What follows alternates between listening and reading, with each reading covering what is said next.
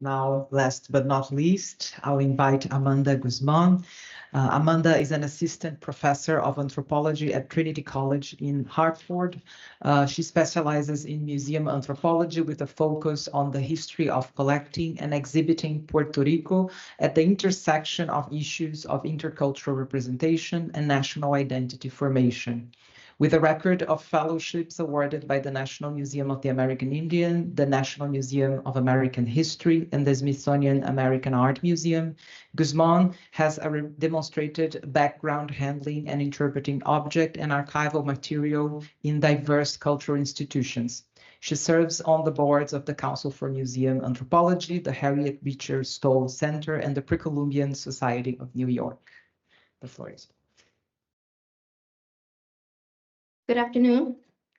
Thank you to the organizing committee for the opportunity to participate in this panel. And I want to also thank my fellow panelists for their respective interventions and for the ways in which their work might help me to better articulate the analysis of the relationship between historical memory, archival silences, creative practice, and Puerto Rican museum objects.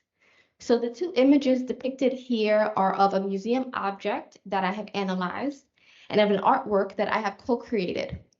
And both of these objects represent the focus of this paper, which is surveying the opportunities and the implications of charting a Puerto Rican object history by positioning collections-based research in conversation with contemporary art practice.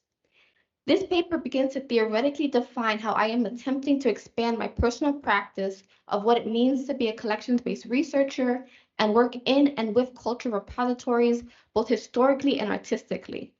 So historically, in the sense of the handling of the fragmentation of the past and repair in the present, rejoining that which has been separated by time, historical extraction, curatorial practice, and museum cataloging. And artistic in the sense of considering Puerto Rican material history beyond that which has been traditionally collected by museum institutions, and explore specifically how found objects can be taken up in new island narratives. More specifically, I broached the question of how archipelagic studies might promote new forms of relationality and engagement in collections-based work. One strength of this type of thinking is its use of assemblages, beyond a traditional understanding of groupings of objects and of the human networks that created, acquired, exchanged, and displayed them, towards broader conceptions of how such material relationships were often articulated, predicated on the displacement of community knowledge systems in favor of then emerging academic fields of study.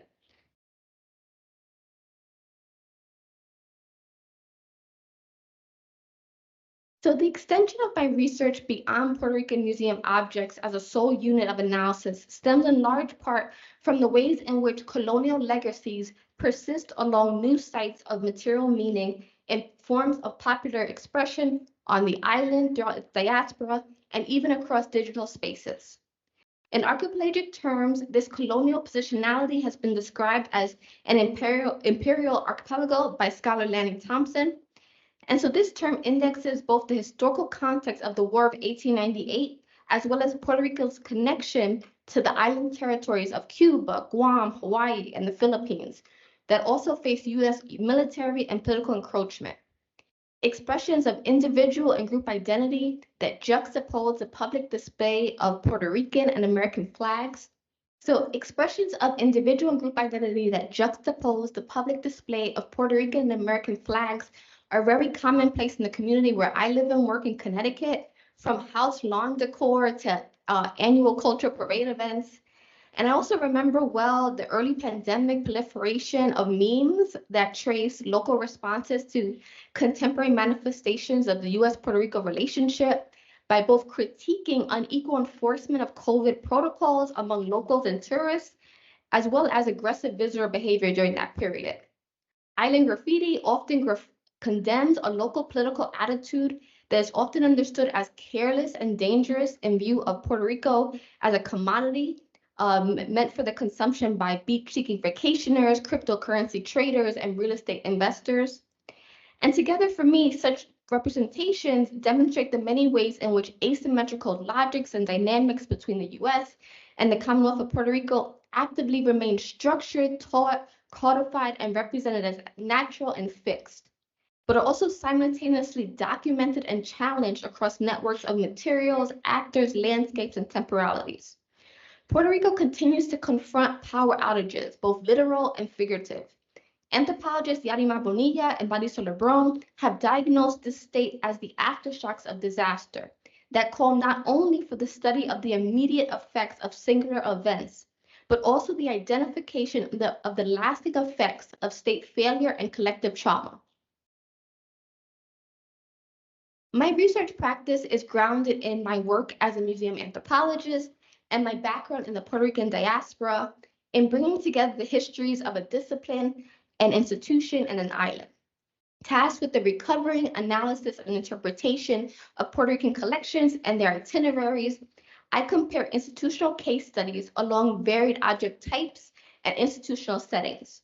This unincorporated U.S. territory has been systematically collected by the American mainland and its many museums in many varied contexts, from the 1893 Chicago's World's Fair to early 20th century scientific surveys and inter-island archaeological expeditions to contemporary art auctions.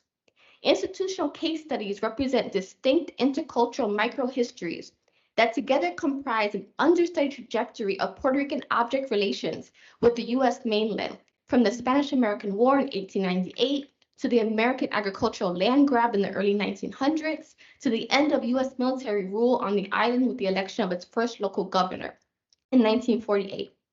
Resulting assemblages across national, city, and university museum settings materialize both the large-scale driving forces of history and the often overlooked specifics of acquisition context surrounding intercultural exchange.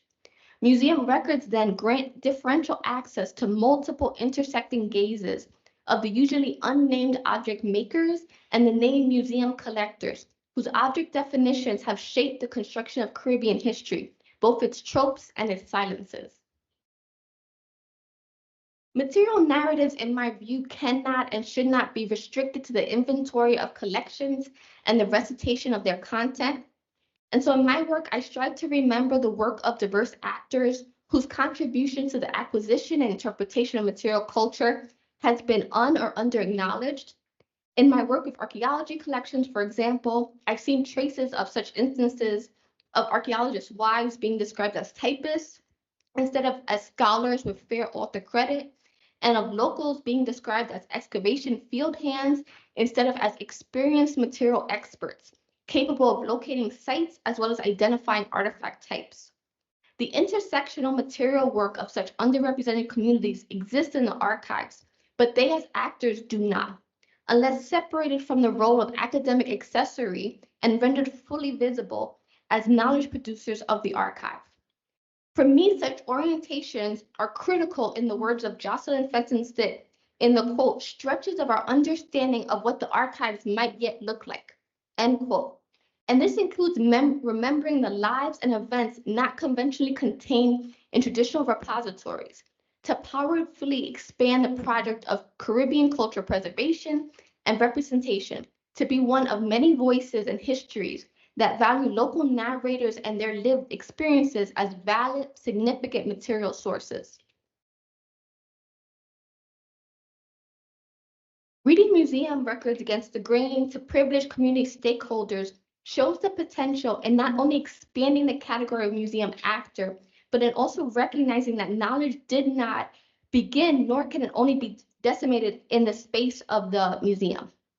In my research of Caribbean collections, the site of the sugar plantation was a formative site of academic knowledge production. Beyond local collectors and scholars, archaeological work routinely relied on the significant communication with and labor by agricultural communities, specifically farmers and plantation workers. Many archaeological sites were uncovered by farmers while plowing, and plantation workers often served as excavation labor. This stereograph here was exhibited in 2017 as part of Taino Native Heritage and Identity in the Caribbean. And this was an exhibit at the National Museum of American Indian in New York. And it's labeled gestures to the image's background, which I'm not sure if you can see so well here, where there's a chimney of a sugar mill, among other plantation infrastructure. And this looms behind this domestic scene. And so the label describes how the sugar industry displaced many rural Puerto Ricans. And despite an exhibition that complicated historical understandings and scholarly definitions of indigeneity beyond archaeological types, this stereograph to me powerfully indexes lived disruptions to community-based knowledge and local practice. Museum curation has traditionally valued presences in the form of tangible materials produced or left behind by a culture. This practice can be uncritical of the weight of the absences of the narratives and of the materials of those of whom the historical record has forgotten, or those whom dominant cultural thinking and academic study has deemed unworthy. What I found compelling about the artwork of Puerto Rican artist Pablo Delano, who I initially met as a collaborator for my collections-based work, was his attention to such absences. In his ongoing Museum of the Old Colony installation, he employs large-scale scanning and oversized public display of complex historical stereograph images, which are typically only encountered by researchers in archival settings. And despite Puerto Rican objects which are not traditionally valued or collected by museum institutions, such as tourist memorabilia through alternative commercial repositories like eBay. This humorous, irreverent handling of stereograph reproductions, alongside the use of gold-colored pins and decorative frames, highlights the implicit flawed value systems of authenticity for judging which objects and whose voices merit formal inclusion in public exhibition. So materials here, both individually and collectively, emerge as an access point for the visitor to activate the gallery as a transformative site of disorientating historical storytelling and of visual memory.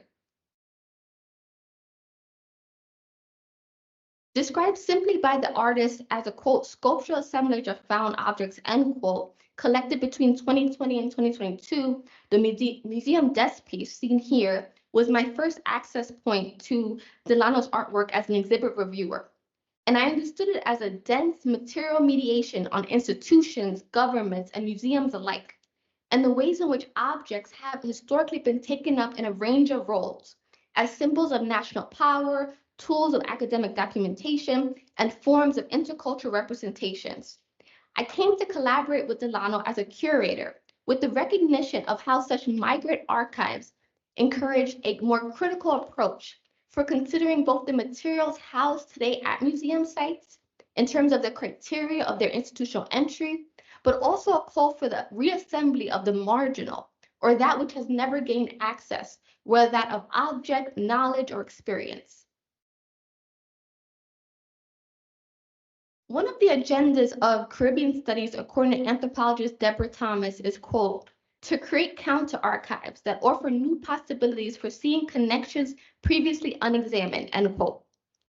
In this artwork, which you might remember from the title slide, Descendants of the Aborigines, Delano is blending historical image and contemporary found objects as he alludes to questions of Puerto Rican identity and how Indigenous and Black communities have historically been narrated.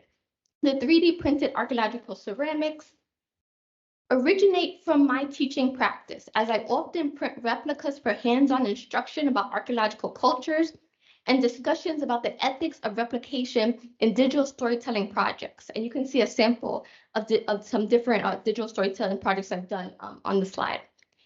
And what I saw only as a pedagogical tool, Delano reimagined as a touchstone for tying together materialities of the past, present, and future. While sharing a Puerto Rican cultural identity, Delano and I hold distinct experiences in our negotiations of life on the island and in diaspora. Similarly, our disciplinary identities gesture to sometimes very different individual standpoints on the necessity of legibility in our work. And such collective practice grounded in subjectivity and vulnerability, I think, offers a reparative framework that might be extended to the continually emergent negotiations of museum space, to reimagine how they steward in terms of not only objects, but also of relationships, and what we remember with the stories that they tell, and who are to be named as they would be storytellers. So I'll conclude here by saying that I think a post-Hurricane Maria Puerto Rico stands at a crossroads with a long catalog of past portrayals, alternatively as a tropical paradise for tourist consumption, and also as an immaterial place of absence to be acted on by outside forces in the rear view. The public ousting of the island's governor in 2019 as a result of widespread protests, I think, shakily opens the door for a new uncharted path ahead for an island imagined and written by and for its people. Most museum objects, in turn, are never seen by the public. They sit on shelves and repositories, often visited and acted on mainly by museum staff and the occasional interested researcher. But behind such stillness lies a world of material traces to be identified, silences to be recovered, and meaning and narrative to be reconstructed. Collections research, as I argue here, alongside artistic collaboration, has the capacity to represent generations of silenced local actors and agency amidst a contemporary island climate of uncertainty and historical disrepair. And I think on the eve of potential transformation, it's an apt moment to revisit the museum shelves, write object stories, and remember. Thank you.